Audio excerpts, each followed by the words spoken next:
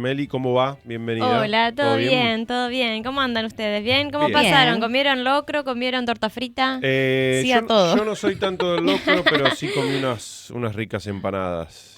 Muy bien. Bien criollas y fritas, como corresponde a un Perfecto. 25 de mayo. Sí, También sí a por eso. supuesto. Sí, a todo. A Sí, a todas las todo. opciones dije Bueno, que sí. yo hoy 6 de la mañana estaba cocinando torta frita para que mis hijas lleguen al jardín Seis el de la 25 de mañana. mayo. Apa, bien. Viste que tenés que hacerlas en el día. Si las haces el día antes no quedan si igual. las haces la noche anterior ya... No, aparte como son chiquitas, eran mini tortas fritas. Así Ay, que qué cociné. lindo. Tuve Mirá que qué fritar bueno. bastante.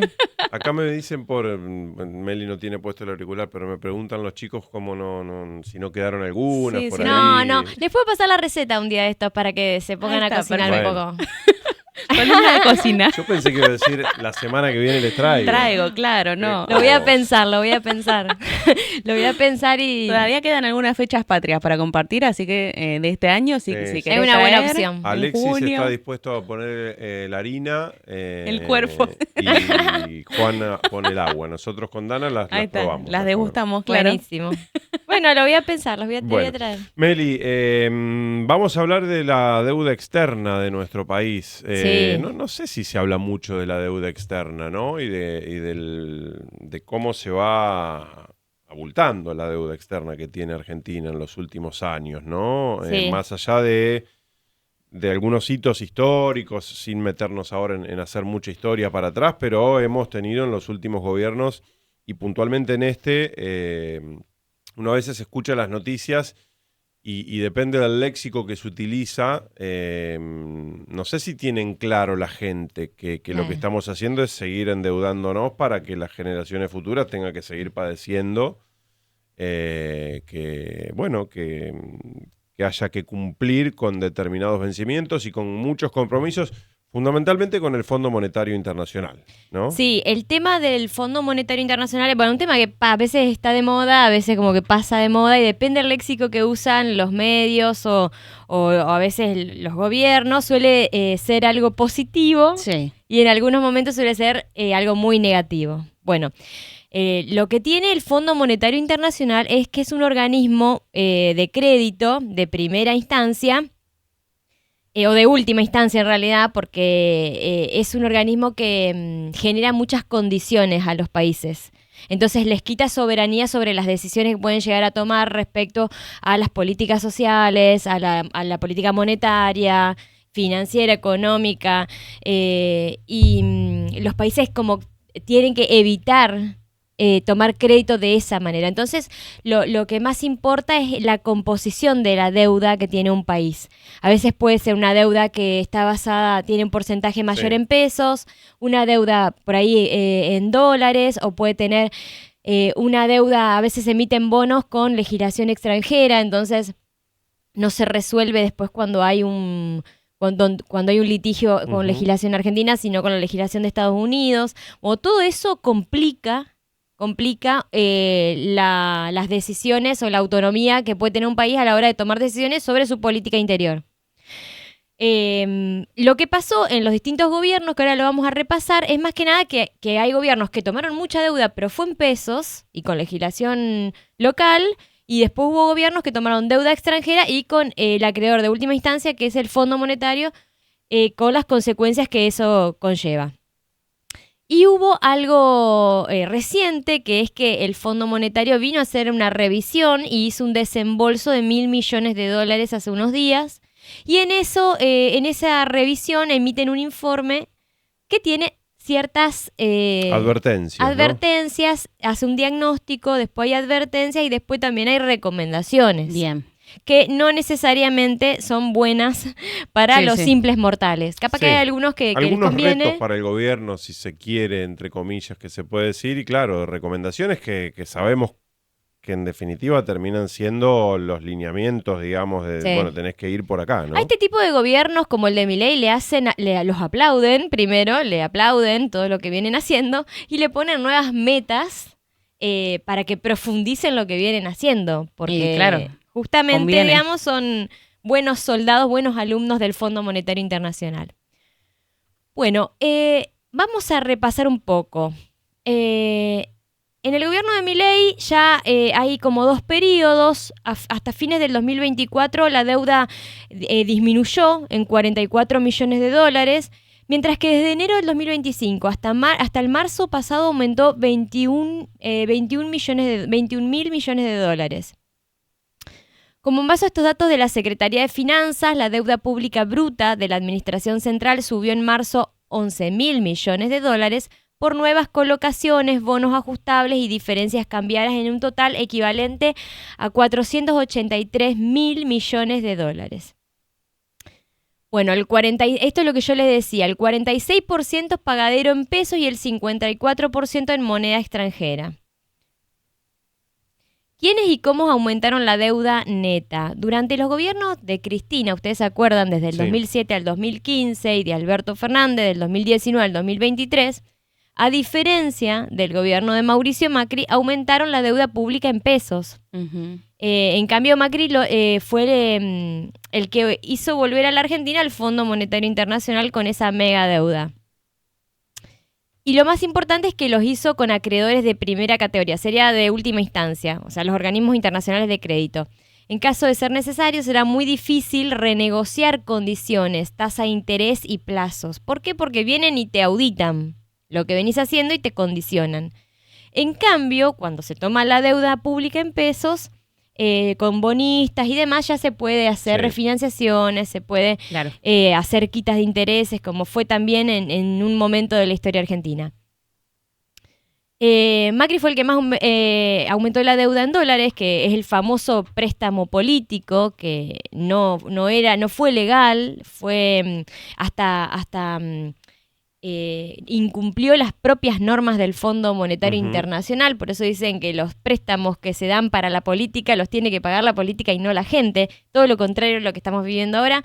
Fue en 64 mil millones de dólares en una primera etapa mediante la masiva colocación de bonos en Wall Street y con el megacrédito del Fondo Monetario. Eso, el 64 mil millones es el total. En la gestión actual, el contraste entre los 44 mil millones de reducción durante el 2024 y los 21 mil millones de aumento en enero del 2025 es lo que está pasando ahora con Javier Milei. O sea, tuvo 2 etapas este gobierno, que todavía no terminó, por supuesto. Ujú. La deuda estatal neta disminuyó al principio porque el aumento inicial del tipo de cambio licuó la deuda en pesos del Banco Central. Esa reducción que estamos diciendo es también porque apenas inició el gobierno, ¿se acuerdan que hubo una mega devaluación? Sí. Y eso hizo licuar la deuda en pesos del Banco Central. Por otro lado, el Estado se endeudó con el Fondo Monetario y también el Banco Central tomó repos con bancos privados. ¿Qué es un repo? Cuando ustedes escuchan o leen, ¿qué es un repo? Es un acuerdo de recompra. Es un préstamo a corto plazo donde el Banco Central entrega un activo financiero, títulos, bonos o incluso puede ser oro, a bancos internacionales a cambio de efectivo, comprometiéndose a devolver ese dinero más una tasa de interés a una fecha futura. Eso es un repo. El aumento de más de 21 mil millones de dólares en 15 meses del gobierno de Milei está muy concentrado en la ampliación del Fondo Monetario Internacional, porque ustedes se ven que cada vez que viene a revisar, que revisa con los ojos que quiere, porque a veces ni siquiera se cumplen las metas, pero la revisión le da positiva. Está compuesto más que nada por lo que el fondo va desembolsando. A veces se paga el fondo, se paga a sí mismo, ¿viste? Y en eso se va haciendo una bola de nieve que nos sigue endeudando. Y unos 6 mil millones de dólares en repos. El problema es que la deuda con el fondo y con los bancos tiene una suerte de seniority, se dice, que es prioridad de cobro, mientras la deuda del mercado es más junior. Es muy difícil que un organismo internacional o bancos que prestaron vía repo se pueda renegociar un canje o alargar plazos, porque los repos son con bancos internacionales también. Y los acreedores privados, los bonistas, sienten que en la medida que la deuda con acreedores senior sea muy grande, la chance de ellos, en caso de crisis, deba aceptar un recorte más alta. Esto genera cierta incertidumbre y cierta inestabilidad a la hora de los bonistas de comprar bonos argentinos, porque saben que la composición de la deuda neta total de Argentina, tiene en ese total tiene un peso muy importante Claro. el Fondo Monetario y los bancos privados internacionales. Entonces, sienten que a la hora de un default, ¿qué va a pasar? Argentina va a tener que darle prioridad a estos organismos y ellos van a quedar en última instancia y van a estar obligados a renegociar. Bien. Se da ahí la paradoja que un perfil de deuda de esta clase termina generando en el mercado de bonos una sensación de mayor riesgo de incumplimiento. A eso contribuye también la estructura de los bonos argentinos. Un acreedor privado trae al presente escenarios futuros para definir la tasa de descuento. O sea, ¿qué quiere decir esto? En el gobierno de Alberto Fernández, Martín Guzmán, el ministro de Economía en ese momento, renegoció bonos a una tasa de interés baja. Toda esta sensación de incertidumbre al cambiar la cartera de deuda hace que la tasa de interés para la emisión de bonos tenga que ser más alta a la hora de querer endeudarse con tomadores de bonos. Con el Fondo Monetario Internacional no hay más margen para seguir endeudándonos, por eso el fondo vino a controlar que Milei haga lo que le piden. Eso Claro. también es un condicionante, que ya es como que se cerró el grifo, o se va cerrando de a poco. El Staff Report del Fondo Monetario Internacional dejó definiciones claves para el mercado de cara al segundo semestre. Junto con el respaldo al programa económico, el organismo advirtió sobre riesgos electorales, posibles presiones sobre el dólar, la necesidad de reforzar reservas y sostener un plan de contingencia frente a shock externos e internos. Entonces, ¿qué hizo? Aplaudió al superávit fiscal, a los avances en la desaceleración de la inflación en el último mes, y proyectó que el proceso de desinflación continuará dentro del resto del 2026, aunque a un ritmo gradual. Y ahí habla también de lo que puede llegar a generar el alta de los combustibles, del petróleo, de la energía. Claro. Estimó una inflación cercana al 25% interanual para fin de año, frente al 31,5% que habíamos tenido frente al cierre del 2025. Y también les dijo, ojo, el organismo dejó entrever cuáles son los principales riesgos que podría alterar el esquema económico durante el segundo semestre. Ajá. Sobre todo por el ciclo electoral del 2027. Les marcó la necesidad de constituir colchones, de diseñar planes de contingencia frente a los shocks externos e internos que puedan poner presión sobre el dólar, las reservas y el acceso a los mercados. El Fondo Monetario también reconoció que la posición externa argentina continúa siendo vulnerable debido al bajo nivel de reservas y a la necesidad de recuperar el acceso a los mercados internacionales. Hay un contexto mundial donde se vienen endureciendo las condiciones financieras globales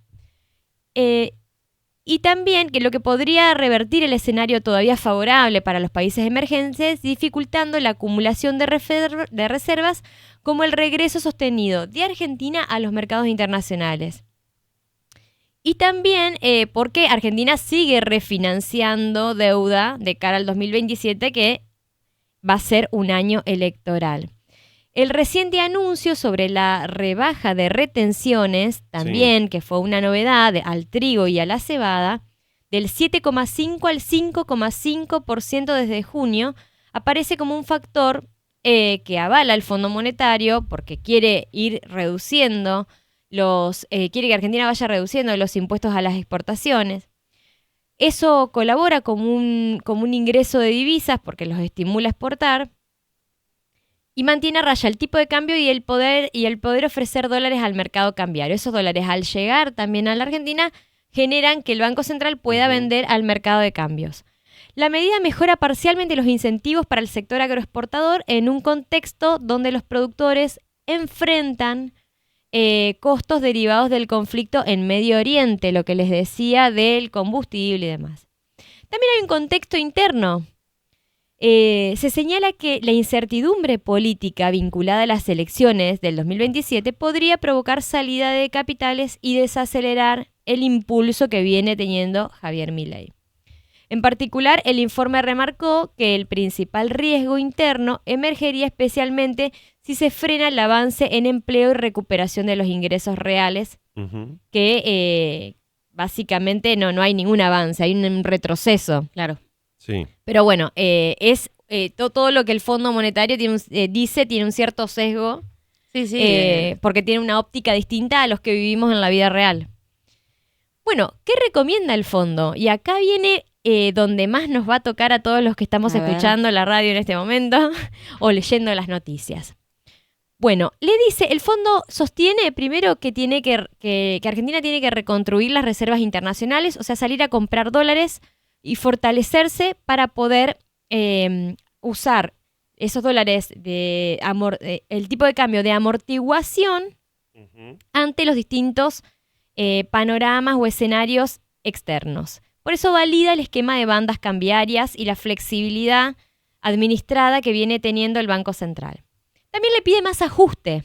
Ratificó que ante este escenario de mayor volatilidad o de suba del riesgo país, hay que mantener la política fiscal restrictiva, acelerar la reducción de subsidios energéticos, menor nivel de transferencia a las provincias y un mayor control sobre los gastos. Y ahí viene algo que lo voy a explicar en un ratito, la reforma impositiva y la reforma previsional. Bien. Que cada vez que vienen, vuelven a hacer presión sobre eso y cada vez dan más detalles de lo que quieren adentro de esas reformas.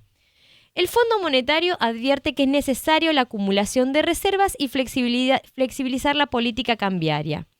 Su evaluación es que el frente externo sigue siendo vulnerable, como dijimos, ya que las reservas en divisas en poder del Banco Central cubren solo el 38% de la métrica necesaria y que la deuda externa pública equivale al 197% de las exportaciones.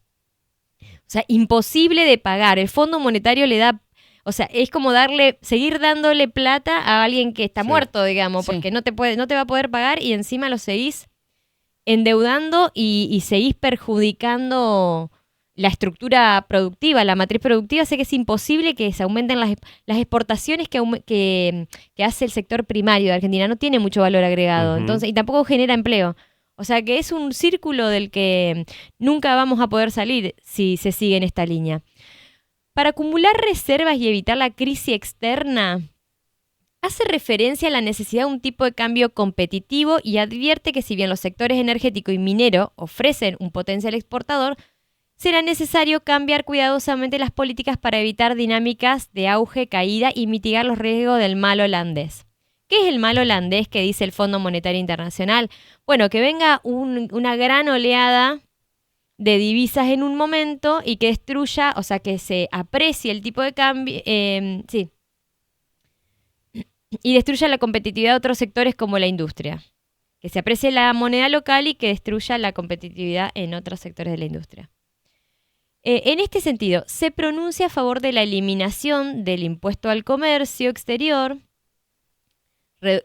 con lo que hicimos con el trigo y demás, o sea, va en línea, reducir gradualmente y de forma definitiva las retenciones a la exportación. En lo que constituye una diferencia en la estrategia que actualmente lleva adelante el gobierno, el organismo señala que, con una inflación ya en el terreno de los 2 dígitos, sugieren que mantener metas rígidas de agregados monetarios genera mucha volatilidad en las tasas de interés y la producción. ¿Qué quiere decir? Que no sean tan rígidos a veces con el déficit cero, con los agregados monetarios que sería el circulante. A veces la inflación es secar la plaza, o sea, reducir la inflación se convierte en secar la plaza, sacar todos los pesos de circulación y que la gente no pueda consumir. Bueno, sí, y así todo muchas veces no se cumple, ¿no? Porque hoy al pasar, creo que dijiste, la previsión del FMI para este año es de 25. Claro.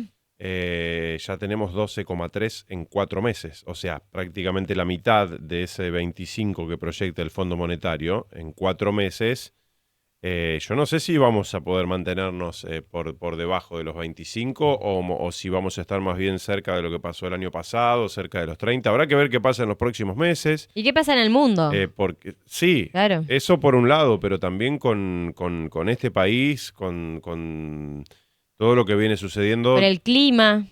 Con un montón de A veces un el montón clima de es lo que factores. te determina Vos calculá la, que si la tenés cosecha. en 4 meses 12,3% hasta ahora, que es lo que me dio el INDEC, incluso con algunas variaciones, porque aquí en la provincia fue más alta la inflación, también que se midió en abril, por ejemplo, eh, para llegar a esa previsión del 25%, que no es una inflación baja, ¿no? 25% anual. Venimos acostumbrados lamentablemente a que durante los últimos años tuvimos incluso números bastante por encima de eso, pero vos no tendrías que tener prácticamente en promedio más de 1,5 por mes. Ujú. Y hoy estamos lejos todavía de eso, así que no sé. Sí, Ojalá aparte se con una cumpla, ¿no? medición... Pero En el informe también habla de la medición del INDEC, dice que actualicen los parámetros para medir la inflación, sí, porque la verdad que sí, está muy alejada. Ves un 2%, un 3%, vas al supermercado cuando baja la capacidad adquisitiva, digamos, de los Sí. salarios, la gente gasta mucho de su salario, termina gastándolo en la comida. Sí. Y es ahí donde ese 2 o 3% no termina cerrando. Bueno, y me voy a meter en lo que piden de reforma impositiva. Ok, a ver. Ampliación de la base de ganancias. Reducir el umbral mínimo de exención para garantizar que al menos el 20% de los trabajadores formales paguen este impuesto en línea con los niveles del 2019. Ujú. ¿Qué quiere decir reducir el umbral mínimo? Bueno, que es la deducción personal, que no sé ahora este año en cuánto debe estar, pero que esa deducción que se pone, que actúa de piso para que no paguen muchos de los trabajadores ganancias, bueno, se baje y entre una población mayor de trabajadores y terminen pagando el impuesto a las ganancias. Ustedes saben que los trabajadores pagan... sí. Tienen retenciones de ganancias que le va haciendo su Ujú. empleador y después se hace una declaración jurada anual. Bueno, reforma del monotributo. Quieren que todos sean responsables inscriptos, o sea, que se elimine la cuota que pagan del monotributo, o sea, que se elimine el régimen del monotributo. No sé si el monotributo es lo mejor o lo peor, no voy a decir nada sobre eso, pero sí voy a decir que si vos sos monotributista, pagás todos los meses una cuota fija y te pagan asignaciones familiares por ser monotributista, eso va a desaparecer. Si se aplica en una reforma impositiva de acuerdo con el fondo y eliminan el monotributo, por ejemplo, las asignaciones familiares, en vez de cobrarlas a través del ANSES, las vas a tener que deducir en tu declaración jurada de ganancias. ¿Qué quiere decir? Que si vos tenés un almacén, vas a tener que contratar un contador que te haga la liquidación de todos los impuestos y vas a tener que pagar los impuestos que corresponden en la nación, en la provincia y en la municipalidad. Bueno, simplificación del impuesto a las ganancias corporativas. Establecer una tasa corporativa plana del 30%. Hoy el impuesto a las ganancias tiene una alícuota del 25%, del 30% o del 35%. Lo que quieren es unificar en el 30%. Esto sería, cuando dice ganancias corporativas, se refiere a las sociedades, Sí, sí. a las personas jurídicas. Eliminación de exenciones y subsidios impositivos. Unificar las alícuotas de IVA. ¿Qué quiere decir? Sacar las alícuotas diferenciales. Vieron que por ahí, no sé, el pan es al 10,5. Bueno, que todo sea a una sola alícuota. No sé si será el 21%, pero que todo sea a una sola alícuota. Y eliminar los beneficios impositivos de las zonas económicas especiales. Y también que lo que quieren es eliminar las exenciones de IVA. Para aumentar la recaudación, o sea, más serían el IVA es un impuesto regresivo, o sea, imaginen que lo que quieren hacer es ampliar el cobro del IVA, que lo paga el consumidor final y que es regresivo, o sea, va en contra de cualquier estructura tributaria de vanguardia o seria en cualquier país. Reforma fiscal provincial, coordinar con las provincias para reemplazar por completo el impuesto a los ingresos brutos por un IVA dual provincial federal en un plazo de 10 años. Eso también, o sea, es una sugerencia, diría, que va a perjudicar tremendamente a la recaudación de las provincias. Primero porque pasa esto, digamos, que viene por ahí un gobierno que termina recortando a las provincias impunemente. Y además, bueno, más allá de que en Santa Fe puntualmente, y voy a hablar de esta provincia, ingresos brutos es un impuesto que habría que modificarlo, porque termina generando mucho saldo a favor en los contribuyentes, pero ya unificarlo a nivel provincial, a nivel federal, es una decisión compleja más que nada para los gobernadores. Y bueno, también, ¿qué es lo que nos trae una reforma previsional? Una más. Una reforma previsional. La primera, eliminar las moratorias. Sí. Eliminar las moratorias, acá cuando dice fortalecer el vínculo entre aportes y beneficios. El requisito actual es de 30 años de aportes que genera, dice, discontinuidades marcadas en los derechos jubilatorios.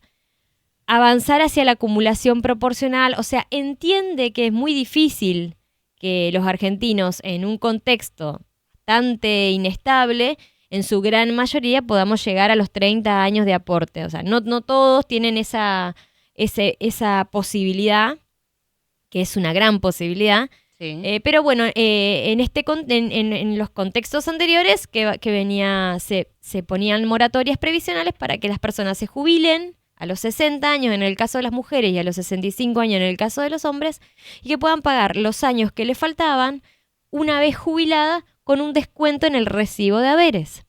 Bueno, eso lo quieren eliminar. Lo que quieren hacer es aumentar los años de aporte. O sea, yo les resumo qué quiere decir vínculo entre aportes y beneficios. O aumentar los años de aporte, que en vez de 30 tengas que aportar 35, o aumentar la edad jubilatoria, que en vez de jubilarte a los 60, te jubila a los 65 o a los 70 años. Como pasa en Estados Unidos o en otros países. Bueno, separar las pensiones contributivas y no contributivas. Ya sabemos también que las no contributivas, como es la pensión por discapacidad, o sea, ya viene siendo recortada. Viene siendo recortada, pero lo que dice en separar la contributiva de la no contributiva es lo siguiente: que la contributiva aumente por inflación, tenga lo que viene teniendo, y que la no contributiva no tenga más nada, o sea, no aumente más por inflación, sea un beneficio plano. Integrar, dice, la PUAN y la pensión básica en un pilar no contributivo unificado financiado con ingresos generales, mientras se mantiene el SIPA, el Sistema Integral Previsional Argentino, como un pilar contributivo que mejoraría la transparencia y la equidad. O sea, lo que te están diciendo es eso. Los que aportaron van a tener los aumentos financiados por el SIPA y todo lo que corresponde, y los otros, la PUAM y las pensiones. Que les digo algo, hablando de la PUAM. La PUAM son personas que por ahí tienen 15 años de aporte. O tienen 7 años de aporte. O sea, son gente que por ahí no llegó a tener los 30 años o no pudo entrar por algún motivo en las moratorias y se terminó teniendo una pensión universal por adulto mayor. Pero no es gente que nunca trabajó. O son trabajadores que han sido albañiles toda la vida y no han tenido aportes formales porque su empleador no se los hizo. O sea, no nos imaginemos, no estigmaticemos, porque las realidades son muy distintas a lo que por ahí te quieren hacer meter en la cabeza sobre los imaginarios colectivos. Ampliar la base de aportes. La alta informalidad laboral y la expansión de regímenes tributarios simplificados, bueno, ahí le pega un poco al monotributo, han debilitado la densidad contributiva y ampliado la disparidad del esfuerzo de aporte entre los trabajadores. Dice que hay que tener medidas que promuevan el empleo formal, algo que no está haciendo, en este caso Milei, y aumentar los requisitos de aporte en los regímenes simplificados también contribuiría a reducir disparidades. Bueno, aumentar los requisitos de aporte en los regímenes. También, o sea, ajustar ahí y que no todos puedan acceder. Y después, algo que también quiere el Fondo Monetario Internacional es simplificar y armonizar los regímenes previsionales. Le ponen un nombre así como para edulcorarlo, pero en realidad lo que quieren hacer es eliminar los regímenes especiales de jubilación. O sea, todos aquellos regímenes que tienen una contemplación por la clase de actividad que hizo el trabajador en su etapa activa, que a veces son trabajos como, no sé, les doy un ejemplo, transportista, que estuvo en la ruta un montón de tiempo, que no estuvo con su familia, que tiene algunos problemas de salud por esas características y demás. Bueno, eliminar los regímenes especiales y insiste con la unificación del SIPA con los regímenes provinciales, que nos atraviesa a los santafesinos porque nosotros tenemos un régimen previsional que no está adherido a la nación. Claro. Propio. con los aumentos que tienen los empleados los pasivos provinciales, que no son los mismos que los que tienen los pasivos nacionales. Bueno, en definitiva, ¿quiénes ganan y quiénes pierden en este informe de revisión y recomendaciones que nos está haciendo el Fondo Monetario Internacional, que tiene todo su derecho, porque nos tiene agarrados de el cuello, por no decir otra cosa?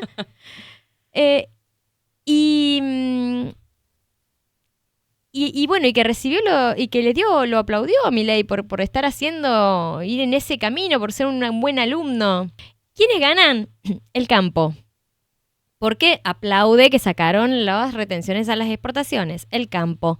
Las corporaciones que van a pagar probablemente menos impuesto a las ganancias.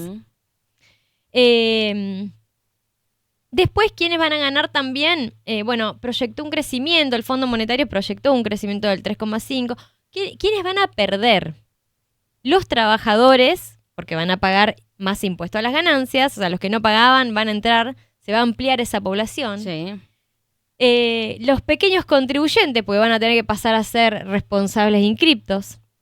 Y las provincias, como dijimos, que hay una tendencia, una presión hacia los gobernadores a unificar y a depender de los recursos que termine mandando la nación. Sí.